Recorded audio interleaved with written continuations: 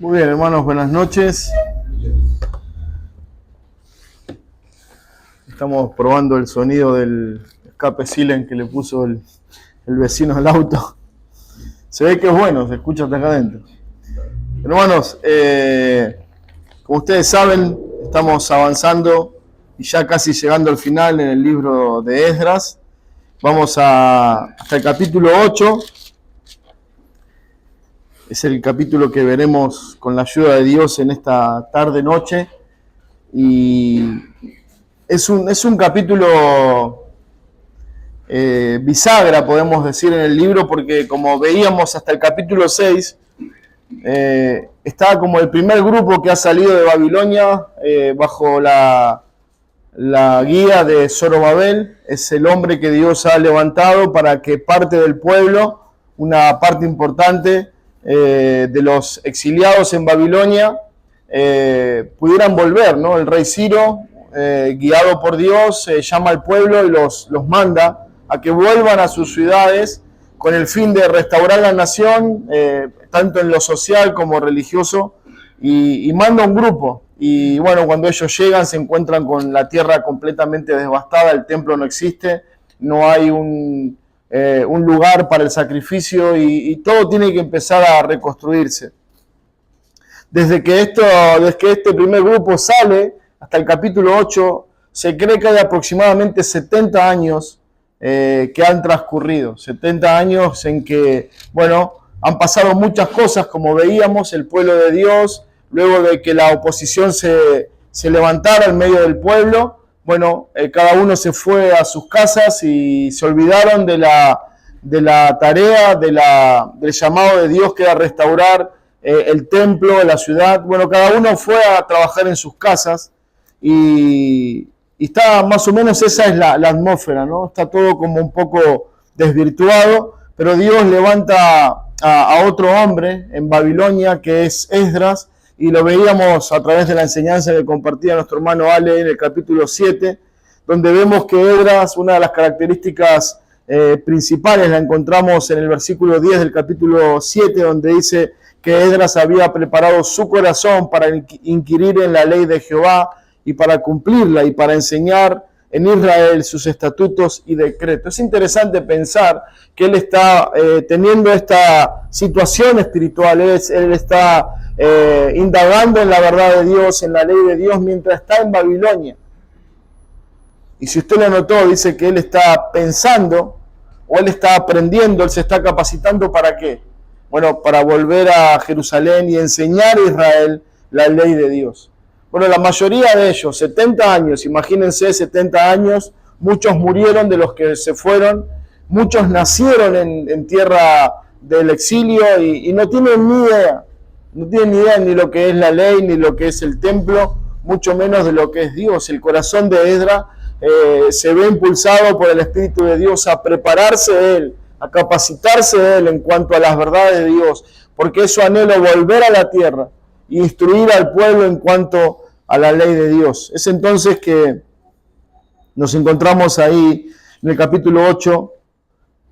Vamos a leer como versículo principal o versículo lema del capítulo, que es el 22, y dice: porque tuve vergüenza de pedir al rey tropa y gente de a caballo que nos defendiese del enemigo en el camino, porque habíamos hablado al rey diciendo: la mano de nuestro Dios es para bien sobre todos los que le buscan, mas su poder y su furor contra todos los que le abandonan. Quería quedarme con la frase final del versículo que dice: la mano de nuestro Dios es para bien sobre todos los que le buscan. Bueno, el título, si es que pudiéramos poner un título, es Dios es fiel y lo hemos comprobado. Dios es fiel y lo hemos comprobado. Imagínense 70 años. De repente, dice versículo 1, estos son los jefes de las casas paternas y las genealogías de aquellos que subieron conmigo de Babilonia, reinando el rey Artajerjes. Bueno, Esdras y Artajerjes, y por medio de sus edictos reales, convoca una vez más a los exiliados de Jerusalén, de Israel, a que, bueno, se junten, hagan un grupo y ese grupo pueda volver a la tierra, a retomar la tarea de reconstruir el templo, la ciudad y todo lo que Dios había mandado. Bueno, 70 años en el exilio. Imagínense, ¿no?, que de repente, luego de 70 años, uno tiene toda una vida prácticamente definida, ya tiene un lugar donde vive, tiene su entorno, su familia, sus vecinos, su lugar, y de repente Dios llama a los hombres y le dicen, bueno, hay que dejar todo y salir a la tierra de Jerusalén. Y no es simplemente pensar en el viaje, es pensar que volver a Jerusalén implica una nación devastada. No quedó nada sobre pie.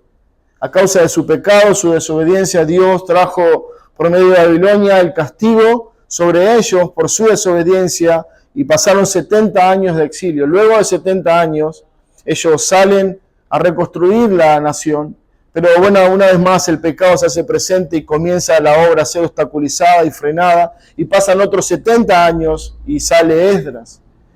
Esdras convoca al pueblo y le dice, tenemos que volver a nuestra tierra.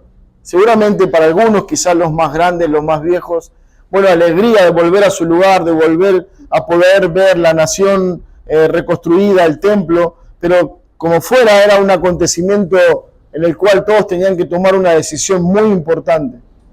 Bueno, eso es lo que el capítulo 8 nos va a narrar. El capítulo 8 nos va a contar cómo Dios ha cumplido fielmente su promesa, su cuidado, su provisión.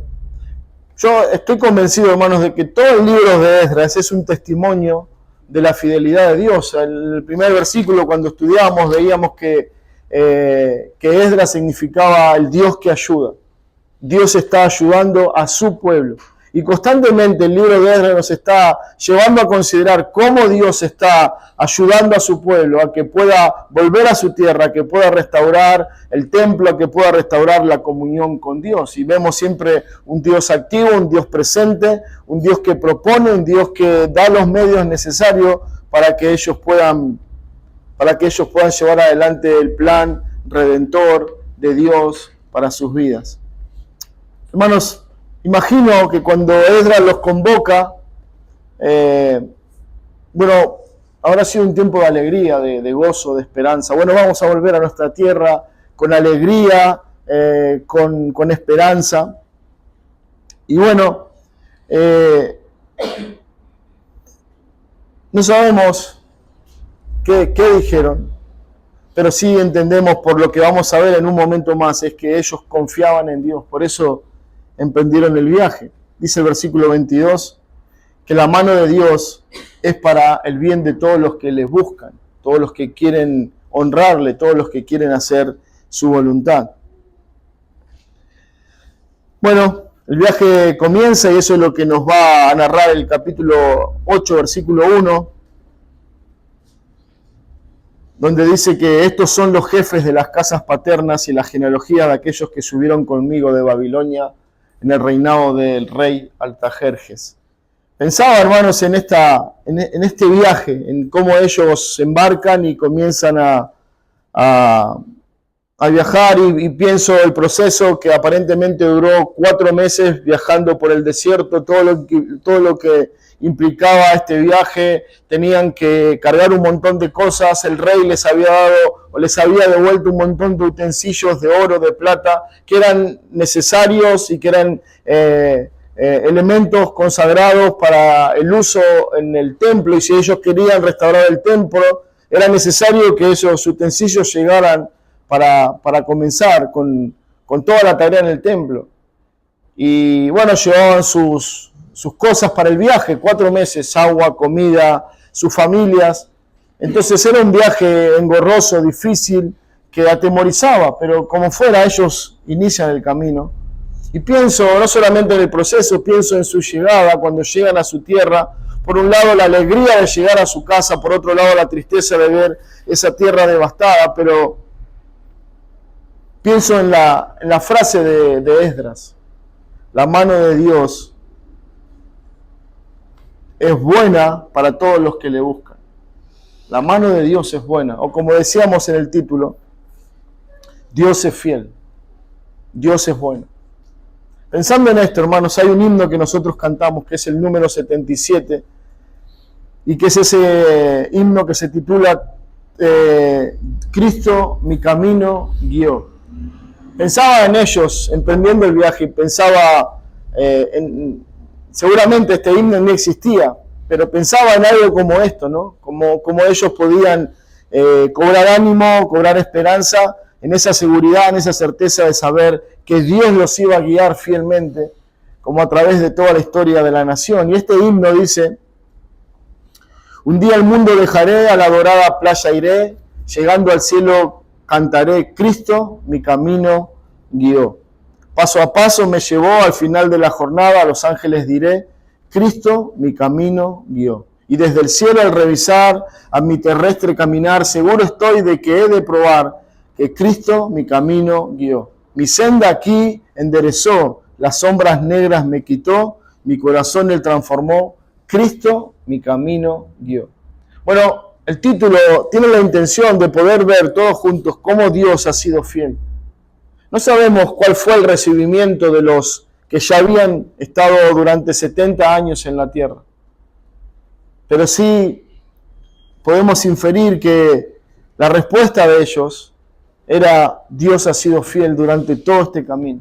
Dios ha sido fiel durante toda nuestra vida, y ese es un poco lo que el himno está mencionando. Bueno, es interesante, este himno fue escrito por nuestra hermana Fanny Crosby. Es una mujer que escribió más de 8.000 himnos. Es una mujer que a partir de los 5 años de edad quedó ciega por mala praxis de un falso médico que la atendió, le recetó algunas gotas y dañó su vista y quedó ciega para toda su vida.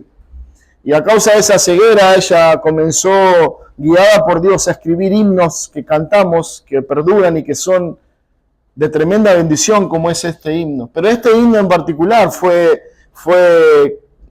escrito bajo una circunstancia rarísima. Ella, ya ciega, estaba necesitando algunos dólares para cubrir algunas cosas y no tenía, y comenzó a pedirle a Dios.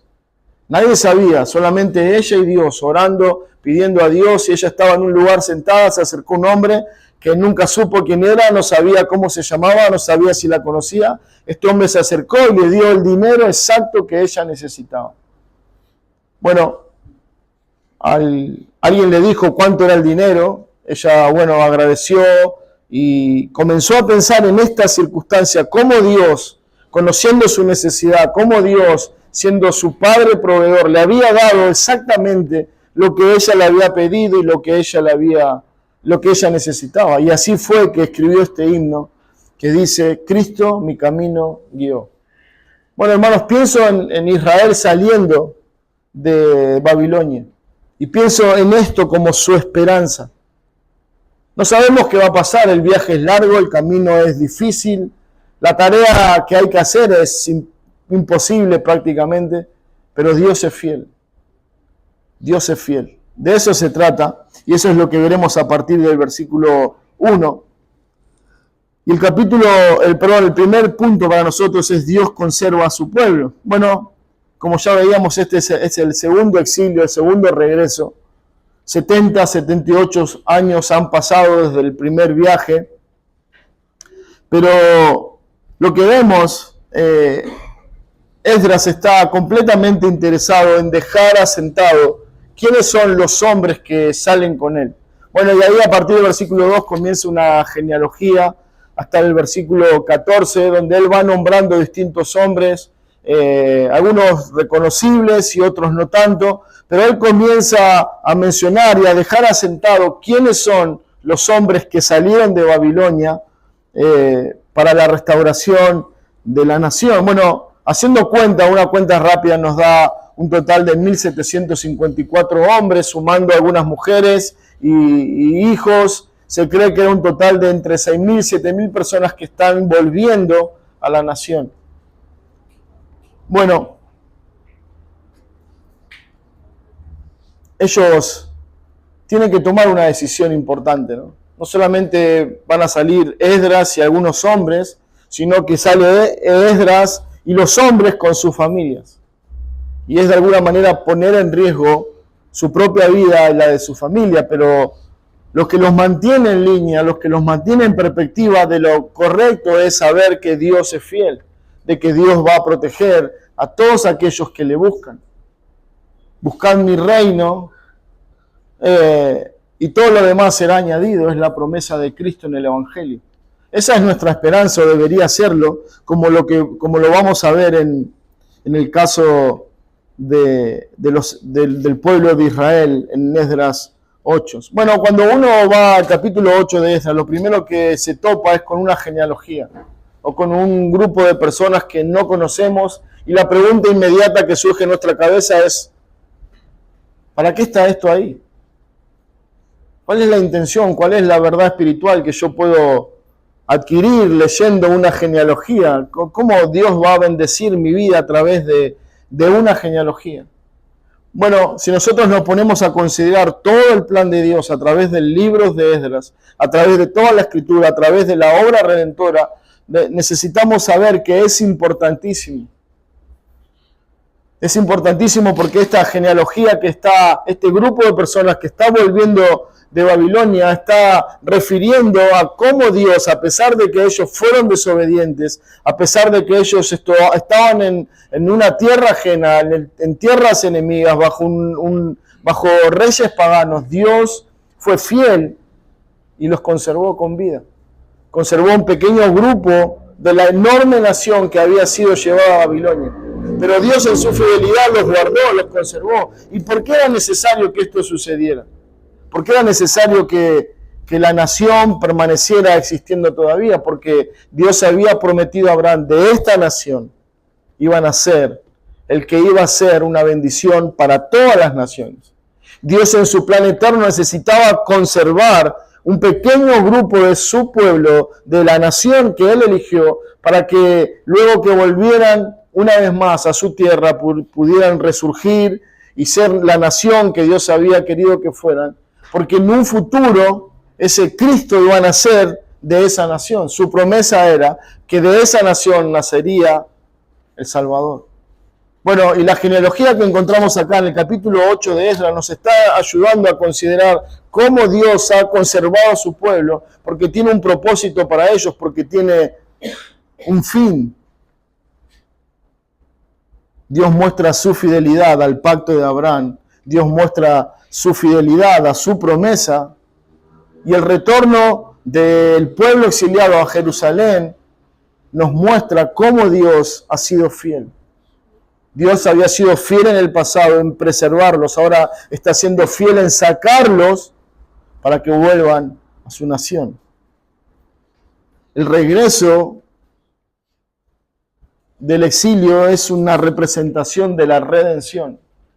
Así como lo fue a Israel sacando al pueblo de Dios, sacándolo de Egipto para que luego fueran la nación y heredaran la tierra.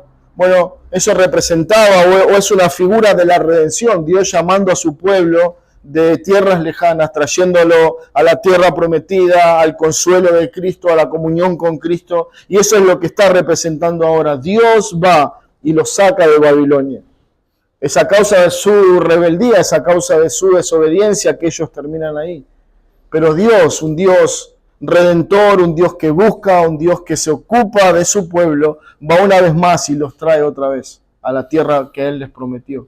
Y eso es lo que representa el capítulo 1, del versículo 1 hasta el versículo 14. El regreso de los exiliados era una liberación temporal. Si ellos están siendo libres, quizá de la esclavitud, del yugo de Babilonia, del rey de Babilonia, pero esto está apuntando a una redención eterna y mejor, que era la que Cristo iba a lograr cuando viniera. Por eso es necesario que hubiera un remanente de la nación, porque Dios había prometido de que de esa nación nacería el Redentor verdadero, al que ellos están de alguna manera representando con su regreso. Bueno, eso es lo que vemos en el capítulo 1, cómo Dios, en su amor, en su fidelidad, en su promesa, los conservó, los guardó, los protegió.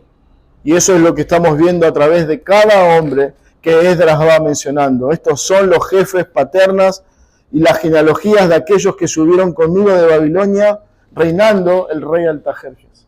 De alguna manera Esdras está diciendo, contemplen, miren cómo Dios nos ha cuidado, a pesar de nosotros. Y eso, hermanos, es también nuestra realidad. Dios nos cuida. Dios es fiel en su cuidado a pesar de nosotros. En segundo lugar, Dios provee a su pueblo. Y eso lo vemos a partir del versículo 15. Versículo 15 de Esdras 8 nos dice, Esdras 8:15, los reuní junto al río que viene a Aba y acampamos allí 3 días y habiendo buscado entre el pueblo y entre los sacerdotes no hallé allí de los hijos de Leví. Bueno, ustedes notaron, ¿no? Ellos están preparando el viaje. Y dice Esdras que los reunió junto al río Ahava. Bueno, no se sabe específicamente cuál es este río.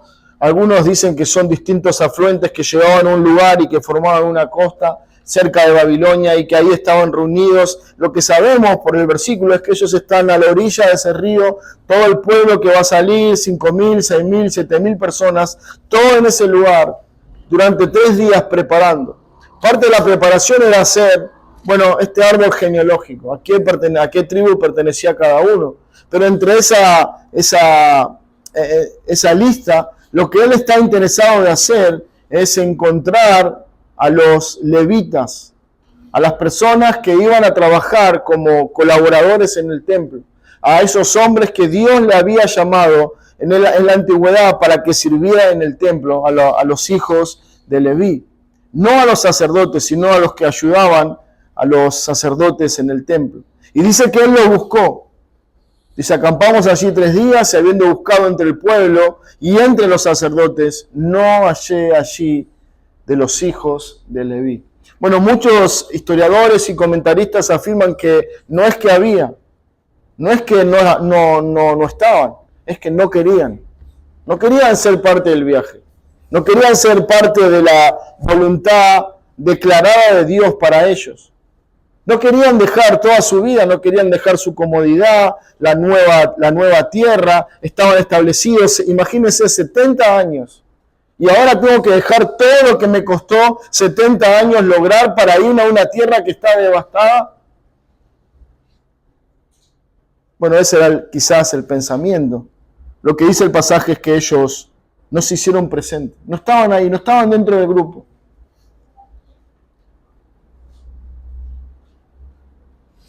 Dice Esdras, habiendo buscado entre el pueblo y entre los sacerdotes, no hallé allí de los hijos de Leví. Ninguno de las tribus de Leví quiso tomar parte de este viaje. La ausencia de los levitas era muy significativa. Los levitas ocupaban un papel crucial en el ministerio del templo. Aunque no podían servir como lo iban a hacer los sacerdotes, eran responsables de funciones vitales dentro del templo, como el cuidado de los utensilios, la música y la enseñanza de la ley. Si no había levitas, el culto dentro del templo no podía realizarse.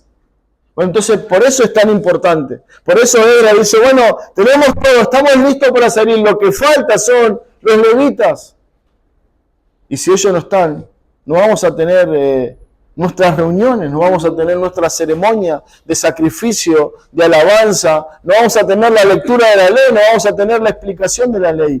Recuerdan Nehemías 8, versículo 7, dice, los levitas, Jesúas, Bani, Serebías, Jamín, Acub, Sebatai, Odías, Masías, Kelita, Azarías, Jazabet, Anán y Pelaías, hacían entender al pueblo la ley, y el pueblo estaba atento en su lugar. Bueno, los levitas leían la ley y explicaban. Era como que ellos tenían la tarea de la exposición de la ley de Dios. Ahora lo que dice Esdras es que ellos no están. Tenemos la gente que posiblemente llevaban muchas cosas que el rey les había dado para ayudar en la reconstrucción. Tenían casi todo, pero faltaban los levitas. Una parte importante de ellos no estaba. Dice versículo 16 del capítulo 8 de Esdras, entonces despaché a Eliezer, Ariel, Semaías, el Natán, Jarib, el Natán, Zacarías y Mesulam, hombres principales, asimismo a Joriarib y a Elnatán, hombres doctos, y los envía a Ido, jefe, en lugar llamado Jasifia, y puse en boca de ellos las palabras que habían de hablar a Ido y a sus hermanos, los sirvientes del templo, en lugar llamado Casifia, para que nos trajesen ministros para la casa de nuestro Dios. Y nos trajeron según la buena mano de nuestro Dios sobre nosotros. Bueno, se dan cuenta, ahí está diciendo cuál era el papel de los levitas. Eran los ministros dentro del templo. Ellos tenían una función vital, pero no estaban.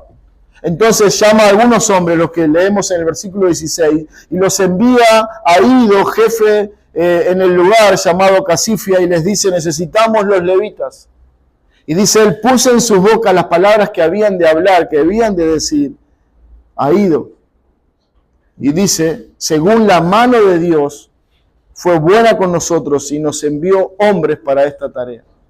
Bueno, esto es una representación muy gráfica, muy similar a la vida de iglesia, ¿no? Hay una necesidad, y cuando hay una necesidad, hay una oportunidad para servir, para honrar a Dios, para llevar adelante su propósito y su voluntad. Bueno, en este caso los hombres se negaron. Ahora, esto es una conducta repetida generación tras generación, donde muchos hombres, conociendo la voluntad de Dios, hombres o mujeres que conocen la voluntad de Dios para su vida en la iglesia y fuera de la iglesia, se resisten voluntariamente a cumplirlo. En el caso de estos levitas no se presentaron, no querían viajar.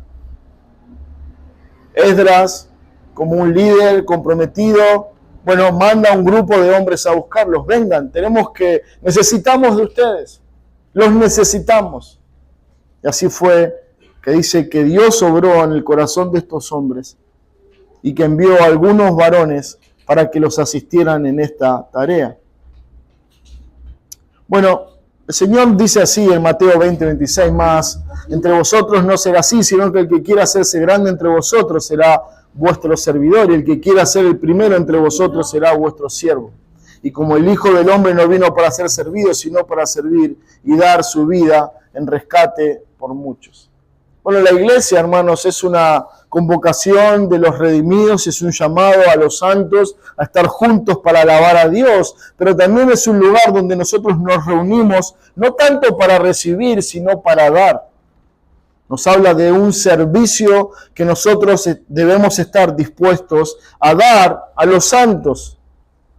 Así como amamos a Dios, servimos a su iglesia, así como queremos servir a Dios, ese deseo se expresa sirviendo a los santos.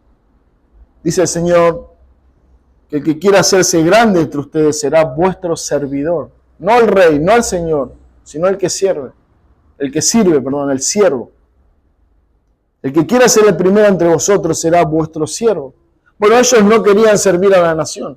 No querían dejar su comodidad, no querían dejar sus privilegios. No sabemos a ciencia cierta qué quería dejar. Lo que sí vemos es que ellos no querían servir a su tierra. Y quizá es la lucha con la que lidiamos muchos de nosotros. Dios nos ha revelado en su palabra o en su voluntad qué es lo que espera de cada uno de nosotros como parte de una iglesia local. Y nos resistimos a esa voluntad declarada de Dios para nosotros. Y es triste, hermanos, porque si hay un privilegio que el hombre puede recibir es servir a Dios. Y si hay un privilegio doble es servir a Dios a través del servicio voluntario que podemos llevar a su pueblo. Bueno, es hermoso ver cómo Esdras nos muestra que fue Dios quien obró, ¿no? Dice, la mano bondadosa de Dios levantó o trajo estos hombres para el servicio necesario en el templo. Y nos trajeron según la buena mano de nuestro Dios sobre nosotros. Indudablemente, lo que la iglesia necesita para tener miembros comprometidos o cristianos comprometidos con su iglesia es una comunión íntima con Dios, es entender a lo que Dios me ha llamado.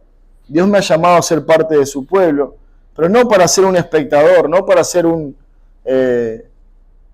un cómodo asistente de la iglesia. No, me ha llamado a ser parte de una iglesia a través de su membresía, a través de un acto voluntario de decir y determinar, este es el lugar que Dios me dio, este es el lugar al que Dios me trajo, yo quiero servir acá, yo quiero honrar a Dios acá, yo quiero poner mis dones a disposición de la iglesia de Cristo, porque de eso se trata nuestra vida. Pablo lo dice así en Romanos 6, así que antes ustedes presentaban sus miembros para la maldad, para la injusticia, ahora de manera voluntaria presenten sus vidas para servir a Dios. De eso se trata tu vida y mi vida, servir a Dios. Seguramente lo haremos de distintos lugares, de distintas maneras, pero el fin de todos nosotros es que podamos servir a Dios. Dice 1 Pedro 2:5, vosotros también como piedras vivas sed edificados como casa espiritual y sacerdocio santo para ofrecer sacrificios espirituales aceptables a Dios por medio de Jesucristo. Bueno, si los levitas no iban, ellos no podían tener el servicio en el templo. Y esto nos tiene que hacer pensar que siempre hay un elemento fundamental y necesario para que nosotros podamos servir a Dios. Hermanos, ninguno de nosotros, por más capaz que creamos ser, tenemos nada que Dios necesite, ni que podamos ofrecerle. Dios puede hacer su obra solo. Dios no lo necesita. Dios nos da el privilegio, nos concede la bendición de, a pesar de quiénes somos, Él nos dice, sírvanme. Conociendo todas las implicancias de eso, nuestra torpeza, nuestro orgullo, nuestra incapacidad de hacer lo que Él podría hacer en un chasquido de sus dedos. Pero Dios ha determinado servir a la iglesia o edificar su iglesia a través de hombres como nosotros. Y lo que Pedro está diciendo es que cuando nosotros venimos a Cristo, ahora somos capacitados para servir a Dios. Dice que es por medio de Cristo que nosotros podemos ofrecer sacrificios espirituales a Dios. Cristo es la razón fundamental. Si Cristo no hubiera aparecido en nuestra vida, si Él no nos hubiera redimido, si Él no nos hubiera hecho parte de su pueblo, entonces jamás nosotros nos acercaríamos a Dios y mucho menos le serviríamos. Pero fue a causa de Cristo. Estos hombres dicen que fue Dios, la mano de Dios, la que los movió a salir junto con el grupo. Y debería ser Cristo tu motivación y mi motivación para servirle. Es Cristo ya el medio necesitado para que nosotros podamos acercarnos a Dios. Es a través de Cristo, que es el camino que nos lleva a Dios, por el cual nosotros podemos estar en paz con Él. Pero es ese mismo Cristo el que nos motiva, el que nos revela la voluntad del Padre, pero Él también el que debería ser nuestra meta y la motivación de nuestra vida para servir a Dios, no otra cosa. No el reconocimiento de los hombres, no los títulos, no nada que esta tierra pueda ofrecernos, Cristo. Y cuando esa es nuestra verdad, hermanos, entonces no hay nada que pueda frenarnos en nuestro deseo de emprender ese viaje en nuestra vida. Ellos comenzaron un viaje, el obstáculo era no hay levitas. Nosotros hemos emprendido un viaje similar a la tierra prometida. Y mientras vamos a esa tierra, hay impedimentos, hay obstáculos, que cuando ponemos los ojos en Cristo son insignificantes. Porque nada es más importante que honrarle a Él, que servirle a Él. No hay costo que no valga la pena, no hay precio por alto que sea que no quisiéramos pagar, porque Cristo es lo mejor que nos ha pasado. Nada es suficiente, nada es más importante que poder cumplir con este alto llamado, servirle a Él. Ahora, cuando vamos a Esdras, el capítulo 8, el versículo 31, ya es casi el final del capítulo.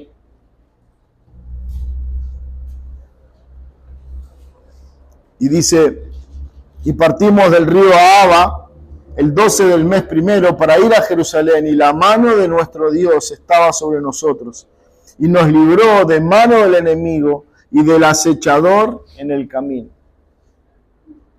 Bueno, finalmente llegaron los levitas se ordenó al grupo, Esdras a la cabeza, salieron durante 4 meses, el día 12 del mes primero, rumbo a Jerusalén. Salieron, comenzaron su viaje. ¿Y qué dice, hermanos? La mano de nuestro Dios estaba sobre nosotros. ¿Se acuerdan cómo era el título de esta noche? Dios es fiel, lo hemos probado. Dios es fiel. Estábamos en una nación ajena, presos, esclavos de un rey pagano, y Dios nos llamó. Dios obró en el corazón de ese hombre y Él nos dio permiso y todo lo necesario, plata, animales y todo para salir. Y nos sacó. Y luego, cuando estábamos preparando el camino para el viaje, nos encontramos que nos faltaba algo fundamental, los levitas. Y ahora, ¿de dónde sacamos levitas? Una vez más, la mano de Dios en acción trajo los levitas. Y ahora salimos por 4 meses viajando por el desierto. Y si usted notó algo en la lectura del versículo 32,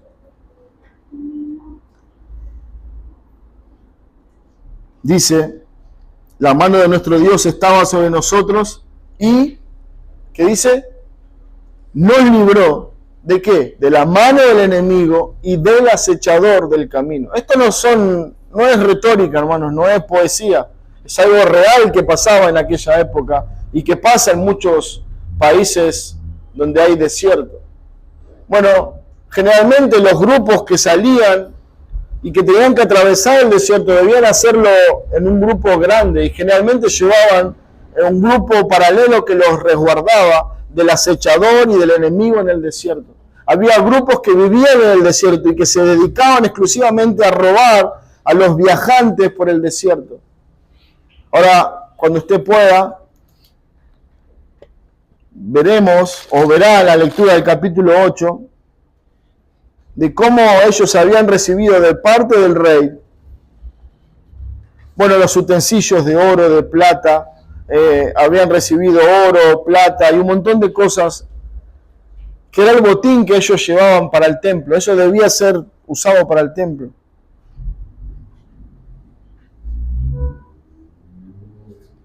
Y lo que vemos a través del versículo 31 es que Dios cuida a su pueblo.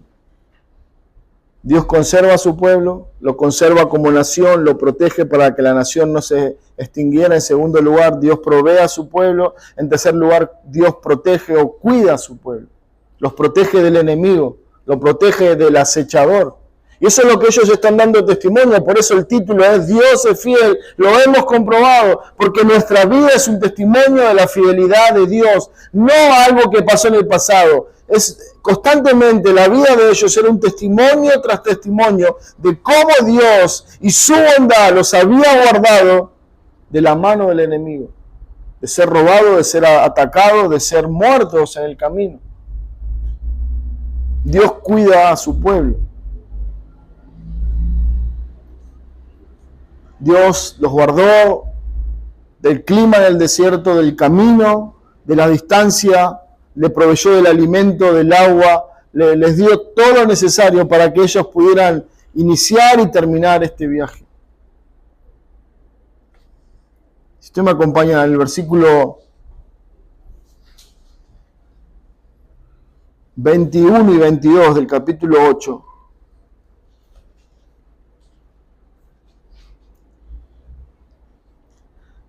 ellos están por salir, y esta es la determinación que Esdras toma para con todos ellos.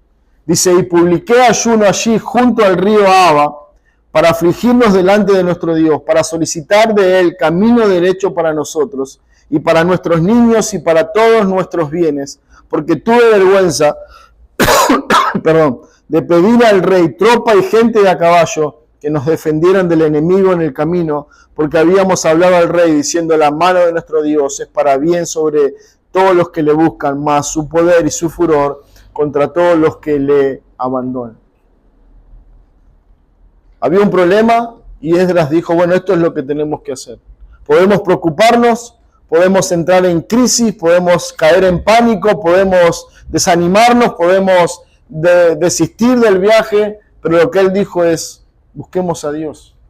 Alguien decía, cuando ya no hay más nada por hacer, lo que sí podemos hacer es orar. Y él publica en el grupo un tiempo de ayuno.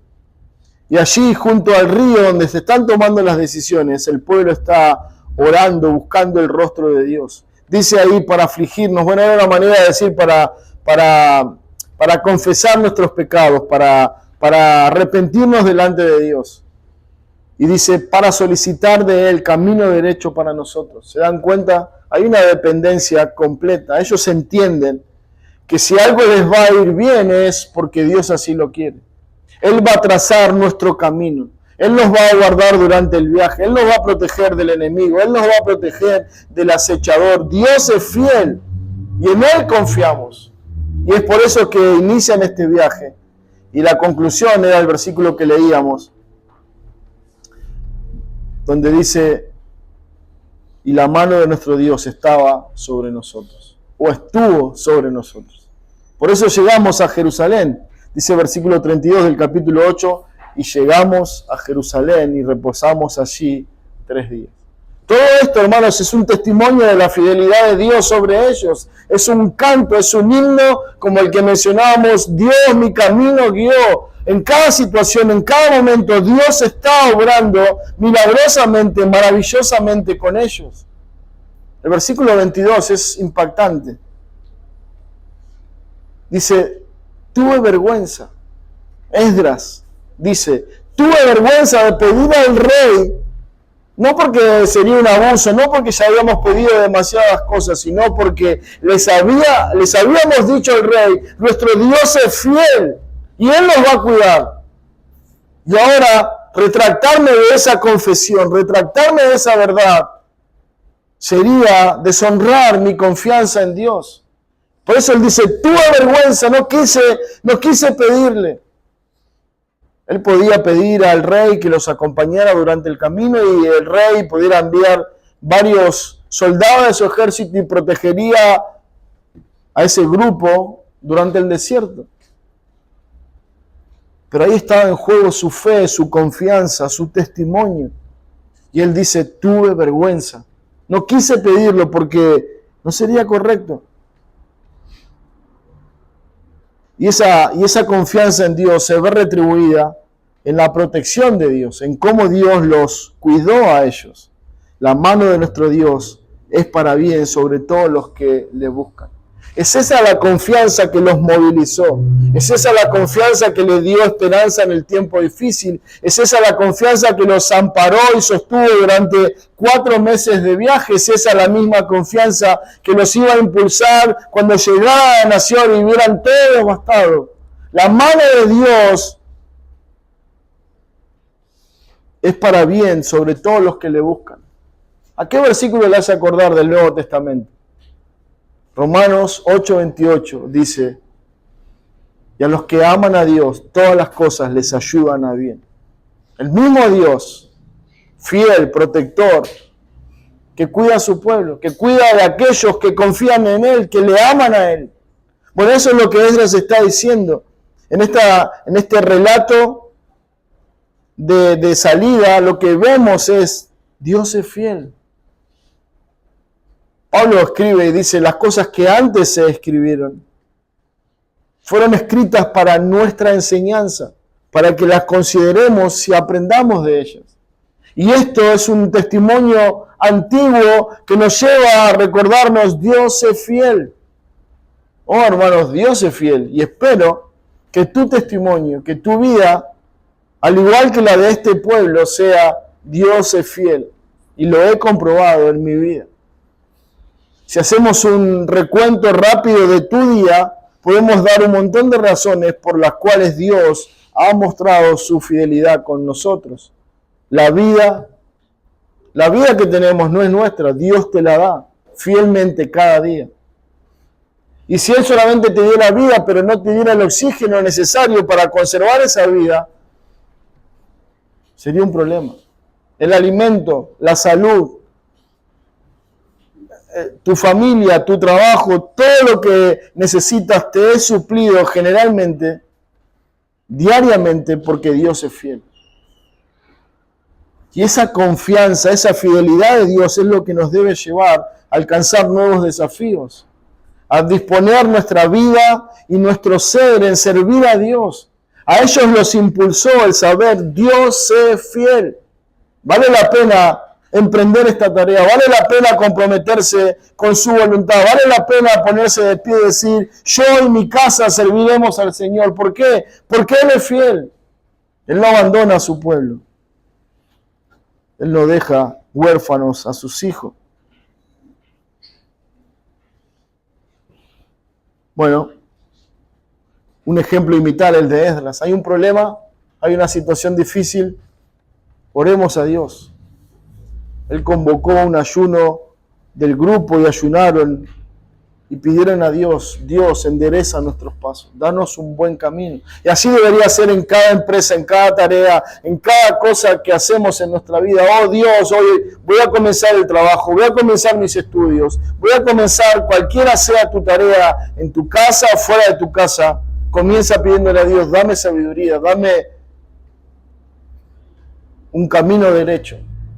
Ayúdame a hacer las cosas bien, ayúdame a honrarte, ayúdame a descansar en tu fidelidad, en tu provisión, en todo lo que voy a hacer. Y Dios dice que bendice a todos aquellos que esperan en Él.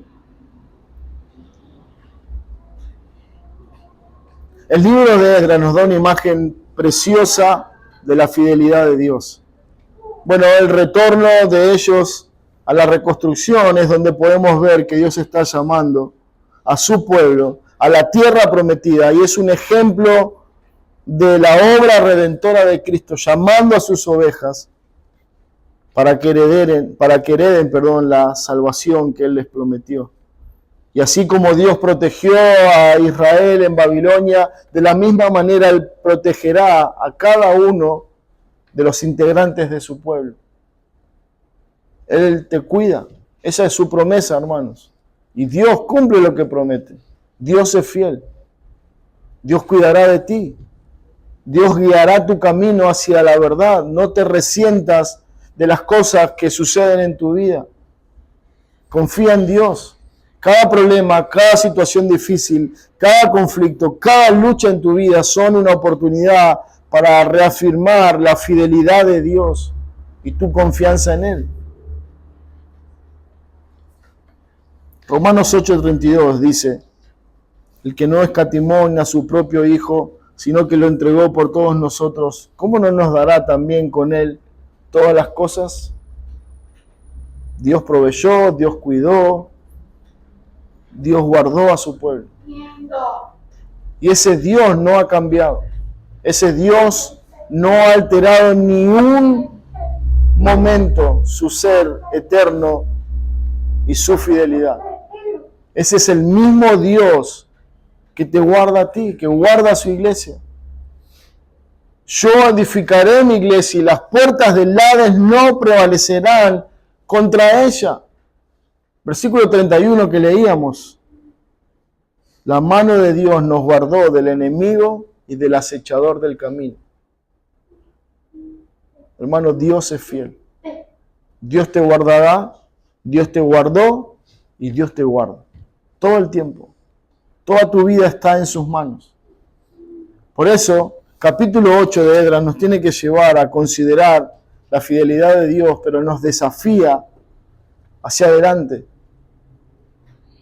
Confiados en Él, hemos de hacer lo que le agrada a Él. En su fidelidad nos guardará y nos dará todas las cosas necesarias. Y lo último, hermanos, para terminar, lo que leíamos ahí en el versículo 22 de Esdras, dice, tuvimos vergüenza de pedir al rey tropas y gente de a caballo que nos defendiese del enemigo, porque habíamos hablado al rey diciendo, la mano de nuestro Dios es para bien sobre todos los que le buscan, mas su poder y su furor, contra todos los que le abandonan. Bueno, nosotros creemos